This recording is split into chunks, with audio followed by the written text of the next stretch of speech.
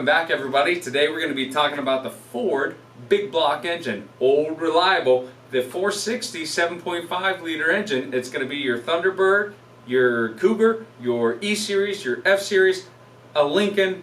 They put it in just about everything back in the day. Elena, take it away.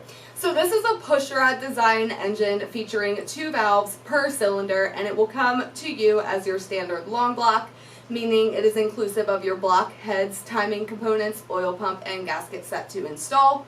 As Drew mentioned, this engine is found in a very wide array of applications. It began in 1968 with the Lincoln Continental, and around the year 72, Ford did try to move on to some sportier models such as the Thunderbird and the Cougar. And then from 1973, finishing strong in 98, they put it mainly in their F-Series trucks and E-Series vans. We do offer this engine here at Powertrain Products, and Drew is going to tell you how to get one. Give us a call, 888-842-0023, and talk to your drivetrain genius. We'll be more than happy to explain everything about it.